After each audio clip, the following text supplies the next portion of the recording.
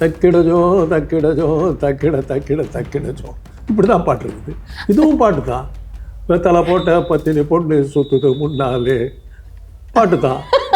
என்ன அந்தி சாயிர நேரம் ஒரு வந்தாரை செடி ஓரம் ஒரு அம்மாவை பார்த்து ஐயா அடிச்சாராங்கண்ணு அவ சிரிச்சாளாம் பொண்ணு, இது கூட பாட்டு தான். இதில் சார் இளையராஜா அவர்களோட ரீசெண்டான ஒரு விஷயம் நீங்கள் பார்த்துருப்பீங்கன்னு நான் நினைக்கிறேன் சார். அவர் வந்து 134 படங்கள் வந்து சாரிகாமா அந்த ப்ரொடியூசர்ஸ் கிட்டேருந்து வாங்கி முறைப்படி அவங்க எடுத்திருக்காங்க. பட பாடல்களை பயன்படுத்தவோ உரிமை கோரவோ கூடாது என இளையராஜாவுக்கு ஆர்டர் போட்டுள்ளது டெல்லி உயர்நீதிமன்றம். இப்போ திடீர்னு இளையராஜா அவர்கள் கிளைம் பண்றது தப்பு அப்படின்னு சொல்லிட்டு இப்போ கோர்ட்டே வந்து ஒரு தீர்ப்பு கொடுத்துருச்சு. ஏன்னா சாரிகாமா அவங்க காப்பி ரைட்ஸ் வாங்கியிருக்காங்க. ஒரு தோசையை சுட்டாச்சு, சுட்டு கொண்டு நான் காசு கொடுத்துட்டேன், என் டேபிளில் எனக்கு பிளேட்டில் கொண்டு வச்சுட்டீங்க. சமையல்காரர் வந்து இந்த தோசை நான் சுட்டது நீ எப்படி ரசிங்களான்னு கேட்டால் என்ன. ஆனால் இவர் என்ன பண்ணாருன்னா என்னுடைய அனுமதி இல்லாமல் நீங்கள் பாடவே கூடாதுன்னாரு. எஸ்பி பாலசுப்ரமணியம், பாரதி ராஜா போன்றவங்களாம் போட்டு தாளிச்சு எடுத்துட்டாரு. எஸ்பிபி பாடக்கூடாதுட்டாரு. அது உங்களுக்குள்ள ஒரு ஃப்ரெண்ட்ஷிப், அது வேற. உங்களுக்கு 1000 சண்டை இருந்திருக்கலாம். பாலசுப்ரமணியம் நீ வந்திருப்பியா அப்பயோ ஃபீல்டுக்கு? ஏறத்தாழ ஒரு 6-7 தீபாவளிக்கு படங்கள் வந்த அத்தனை படங்களுக்கு இளையராஜா தான் மியூசிக். இப்போ நான் இந்த சொல்றது இந்த டிக்கெட் வரைக்கும் அதைத்தான் சொல்ல வர்றேன், அதைத்தான் ஆரம்பத்தை சொல்ல வர்றேன். நீங்கள் எடுத்த அடுப்பில் கிளைமேக்ஸுக்கு போகணும்னு பார்க்குறீங்க. ஒவ்வொரு அன்னக்கிளி படம் வந்ததுக்கு பிறகு, மச்சான பார்த்தீங்களா பாட்டுக்கு பிறகு அவங்க எங்கே போனாங்கன்னு சொல்ல முடியாத அளவுக்கு உச்சத்துக்கு கொண்டு வந்துச்சு.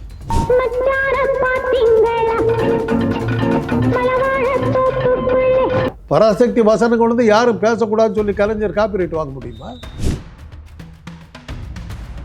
இளைய நிலா ஒழுகிறது விடியும் வரை நனைகிறது விழா காணும் கோலம் கனா காணுமே விழா காணுமே வானமே. இசையும் வரியும் சேரும்போது அங்க கிடைக்கிறது பேர் இன்பம். அக்ரீட். அதை தடுத்துட்டார்ல. அதுக்கப்புறம் அவருடைய பாட்டு எப்படி போச்சு? போடா போடா பொக்க எள்ளு காட்டுக்கு தெக்குன்ற மாதிரி பாட்டுகள் போச்சு.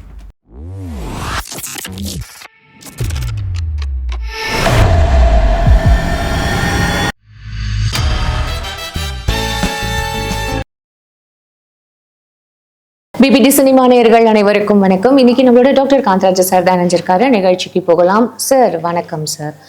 சார் இளையராஜா அவர்களோட ரீசெண்டான ஒரு விஷயம் நீங்கள் பார்த்துருப்பீங்கன்னு நான் நினைக்கிறேன் சார். அவர் வந்து 134 படங்கள் வந்து சாரிகாமா அந்த ப்ரொடியூசர்ஸ் கிட்டேருந்து வாங்கி முறைப்படி அவங்க எடுத்திருக்காங்க. நாங்கள் இதை முறைப்படி வந்து நாங்கள் இதை யூஸ் பண்ணுறோம் அப்படின்னு சொல்லிட்டு இந்த ப்ரொடியூசர்ஸ் கிட்டேருந்து ப்ராப்பராக பைசா கொடுத்து தான் அவங்க அதை வாங்கியிருக்காங்க. இப்போ திடீர்னு இளையராஜா அவர்கள் கிளைம் பண்ணுறது தப்பு அப்படின்னு சொல்லிட்டு இப்போ கோர்ட்டே வந்து ஒரு தீர்ப்பு கொடுத்துருச்சு. ஏன்னா சாரிகாமா அவங்க காப்பி ரைட்ஸ் வாங்கியிருக்காங்க. 134 படங்கள்லேருந்து இளையராஜா அவர்கள் இந்த பாட்டை எங்கேயுமே பயன்படுத்தக்கூடாது, இதை யூஸ் பண்ணக்கூடாது அப்படின்னுட்டு. இது என்ன சார் தொடர்ந்து ஒரு விஷயங்கள் அதை ஆரம்பித்து வச்சது இளையராஜா தான். அப்போவே நான் அவருக்கு எதிர்த்து தான் பேசினேன். எழுதி கொடுத்தாச்சும்மா. ஒரு தோசையை சுட்டாச்சு, சுட்டு கொண்டு நான் காசு கொடுத்துட்டேன், என் டேபிளில் எனக்கு பிளேட்டில் கொண்டு வச்சுட்டீங்க. சமையல்காரர் வந்து இந்த தோசை நான் சுட்டது நீ எப்படி ரசிங்களான்னு கேட்டால் என்ன அர்த்தம்? இதுக்கு இது எக்ஸாம்பிள். நான் இப்போ வேறு என்ன எக்ஸாம்பிள் சொல்கிறது? படத்தை நான் தயாரிக்கிறேன், நீங்கள் இளையராஜா. நான் உங்களை வந்து என்னுடைய படத்துக்கு மியூசிக் டைரக்டராக போட்டேன்.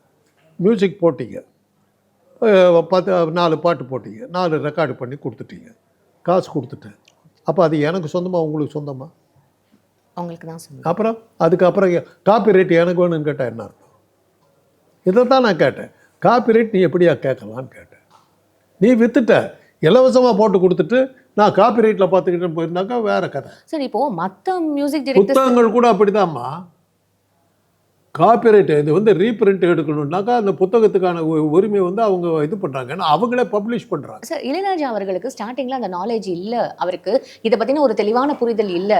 ஆனால் இப்போது அதுக்கப்புறம் வந்து ஹாரிஸ் ஜெயராஜ் ஆகட்டும் சரி, இல்லை ஏஆர் ரஹ்மான் ஆகட்டும் சரி, அவங்க வந்து ஒரு புரிந்துணர்வு ஒப்பந்தம் வந்து அந்த ப்ரொடியூசர்ஸ் கிட்ட போட்டா மாதிரி, அதாவது வென்னவர் இந்த மாதிரியான என்னோட பாடல்கள் எங்கே யூஸ் பண்ணாலும் எனக்கு அதுக்கான ஒரு பங்கு கொடுக்கணும் அப்படின்ற மாதிரி. இப்போ ஆல் இண்டியா ரேடியோலையோ டிவிலையோ போட்டால் இன்றைக்கும் கொடுக்குறாங்க, இன்றைக்கும் கொடுக்குறாங்க.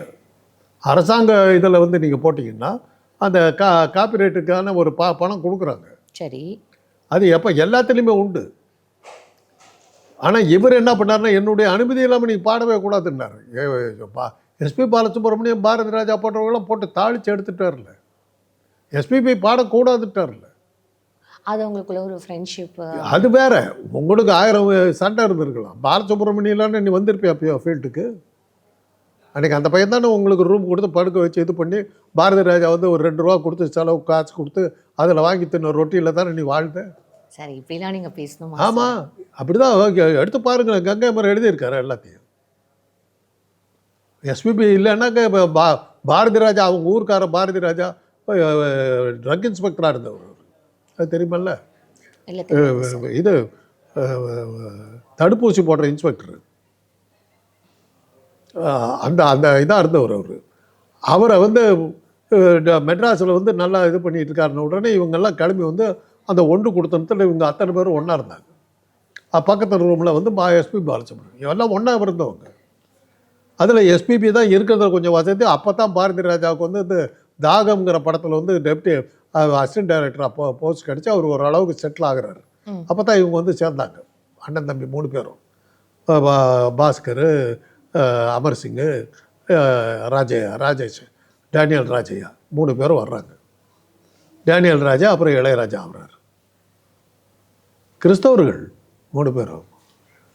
வெப்பேரி சர்ச்சில் தான் அவங்க கேரல் கிறிஸ்துவ இந்த சர்ச் கோயரில் பாடி தான் அவங்க சம்பாரிச்சது.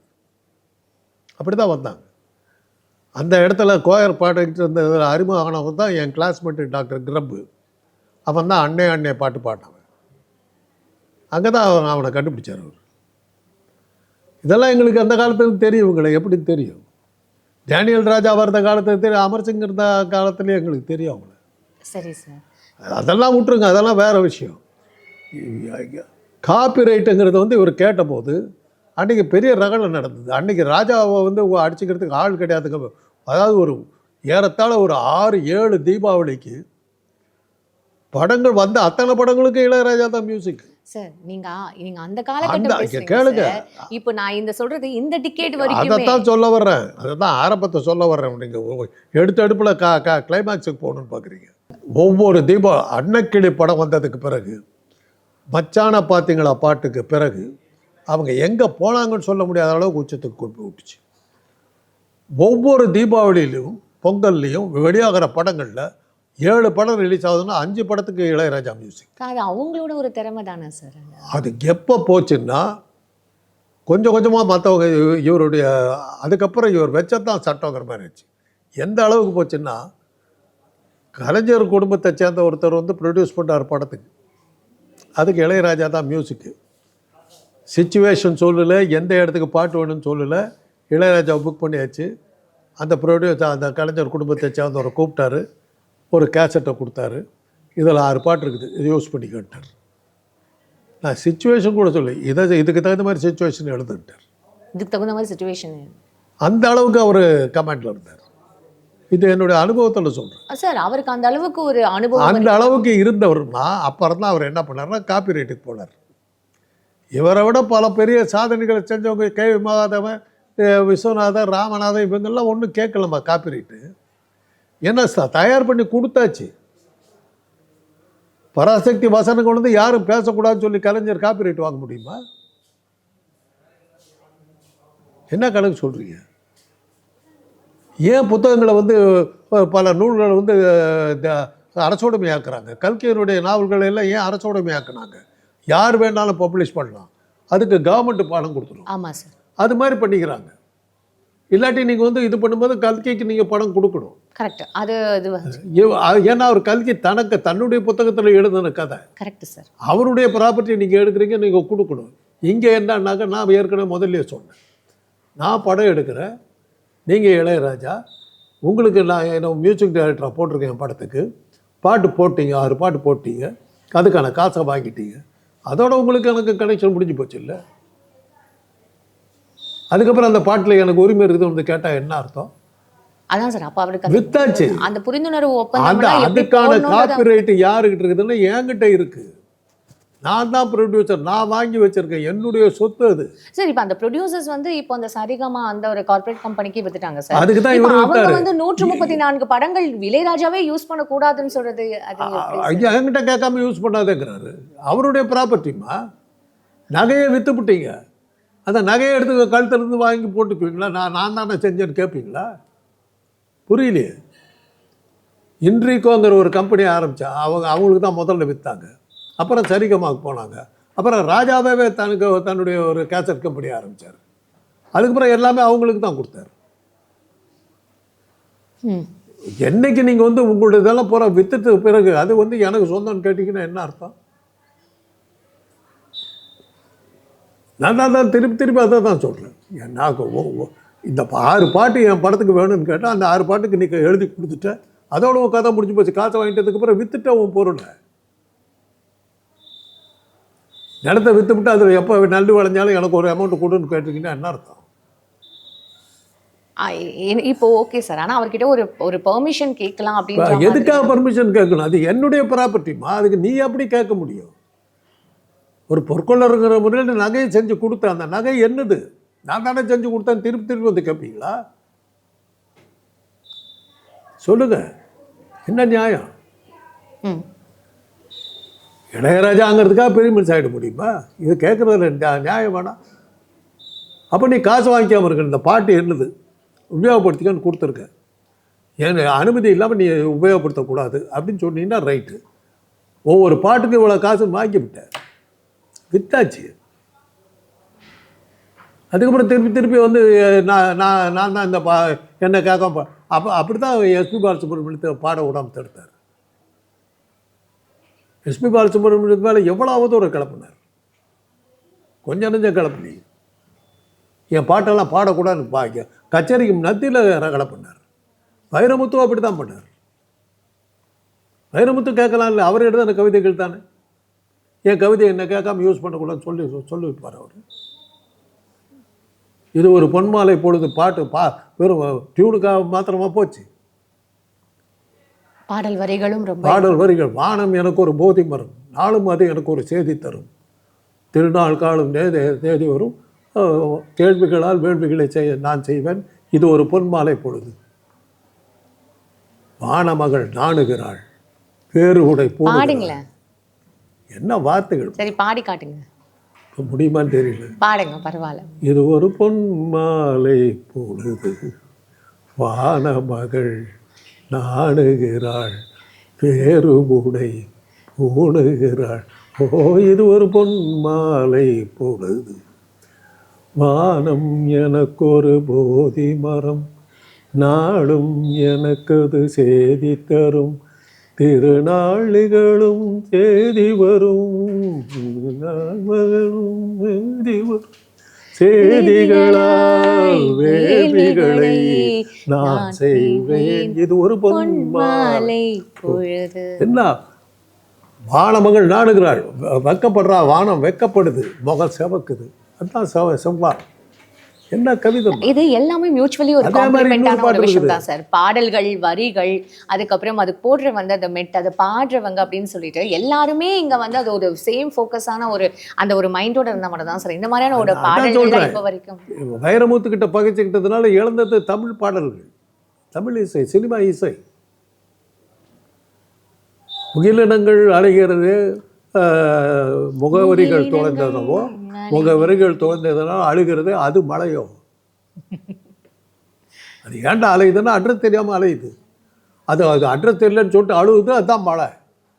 என்ன கற்பனைமா நம்ம அன்றாட பார்க்குறது. அதெல்லாம் இப்போ யாருமே அந்த வரிகள், அந்த பாட்டோட இளைய நிலா ஒளிகிறது, விடியும் வரை நனைகிறது, விழா காணும் கோலம் கனகாணுமே, விழா காணுமே வானமே. வரிகள் இன்னும், அதாவது இசையும் வரியும் சேரும்போது அங்கே கிடைக்கிறது பேர் இன்பம். அதை தடுத்துட்டார்ல. அதுக்கப்புறம் அவருடைய பாட்டு எப்படி போச்சு? போடா போடா பொக்க எள்ளு காட்டுக்கு தெக்கன்ற மாதிரி பாட்டுகள் வந்து, அதுதான் இளையராஜாவோட மியூசிக். அப்படிலாம் நம்ம சொல்ல முடியாதுல்ல சார். இப்போ வரைக்கும் ஒளிகிறது, ஒவ்வொரு துளியிலும் உன்முகம் தெரிகிறது சார். அப்ப நீங்க இப்ப முழுவதும் ஒவ்வொரு தொழிலும் உன் முகம் தெரியுதுன்னா எப்பேற்பட்ட காதல். இப்ப என்ன சொல்றீங்க? வைரமுத்து அவர்களால தான் வந்து இவரோட பாட்டு என்ன சொல்ல வர்றேன்னா, ஒரு அழகான படம் இருக்குதுமா, அதுக்கு அது ஃப்ரேம் நீங்க ஒழுங்கா போடாம ஏதோ போட்டு வச்சுக்கின்னு அந்த படத்தினுடைய அழகை போயிடும். டியூனால் நிற்கிறதுங்கிறது வேற. அந்தி சாயிர நேரம் ஒரு வந்தாரை செடி ஓரம் ஒரு அம்மாவை பார்த்து ஐயா அடிச்சாராம் கண்ணு அவ சிரிச்சாளாம் பொண்ணு. இது கூட பாட்டு தான். இது கூட பாட்டு தான். தக்கிடஜோ தக்கிடஜோ தக்கிட தக்கிட தக்கிடஜோ இப்படி தான் பாட்டு இருக்குது. இதுவும் பாட்டு தான். வெத்தலை போட்ட பத்தினி பொண்ணு சுத்துது முன்னாலே பாட்டு தான். என்ன காந்தராஜ் சார் என்ன என்ன நான் கேக்குறேன், இதுவும் இருக்குதுமா அதுவும் இருக்குது. எடுபடுறது அதில் தான் நிற்கும். சில பாடல்கள்லாம் வந்து கேட்கறதுக்கு கர்ண கடூரமாக இருக்கும். அதுங்க சூப்பர் ஹிட்டாக ஓடும். இந்த கோரே கோரே சுப்பாங்கி சோரேன்னு ஒரு ஹிந்தி பாட்டு, அதை தமிழில் போட்டாங்க. ஐயா சாமி ஐயா அவோஜி சாமி ஐயா ஐயா ஐயா யூ கம் ஐயா ஐயா சாமி அவோஜி சாமி. என்ன வார்த்தைகள் இருக்குது இதில், என்ன வார்த்தைகள் இருக்குது. இனிமையான டியூன் அதில் ஓடி போச்சு. இன்னொரு ஃபேமஸ் ஹிந்தி பாட்டு லார எடுப்பதா அடிடப்பா அடிடப்பா அடிடப்பா ரே, ரொம்ப ஃபேமஸ். அப்போ அந்த மீனாஷோரிங்கிற நடிகை வந்து லாரலப்பா கேர்ள்னு பேர் அவங்களுக்கு. என்ன அர்த்தம்? ஈன மீனாட்டிக்கா ஜாய் ஜாமனிக்கா மாக்கா நாக்கா நாக்கா. என்ன பாட்டு டியூனில் ஓடிச்சு. அந்த மாதிரி காலத்தில் இந்த மாதிரி பாட்டுகள் வந்து இருக்குதுமா, கருத்துள்ள பாடல்கள். அதெல்லாம் விடுங்க, அதெல்லாம் பிசைட் த பாயிண்ட். இன்றைக்கி வைரமுத்து தன்னுடைய வரிகளை பயன்படுத்தினீங்கன்னு சொல்லி காப்பிரைட் கேட்கல. இளையராஜா என்னுடைய பாட்டை போடக்கூடாதுன்னு வந்து கேஸ் போடல அவர். அவ்வளோதான் பாயிண்ட். ஓகே சார், அவர் எவ்வளோ ஒரு 10,000 பாடல்கள் மேலே இவரும் வந்து இது பண்ணியிருக்காரு. இளையராஜா அவருடைய திறமையவோ அவருடைய சக்தியவோ அவருடைய இசையவோ நான் வந்து ஒரு வார்த்தை கூட நான் சொல்லலை. இசையை ரசிக்கிறேன், இளையராஜாவே அல்ல. ஃபைன் சார், இவ்வளோ நேரம் உங்களோட கருத்துக்களுக்கு ரொம்ப நன்றி சார்.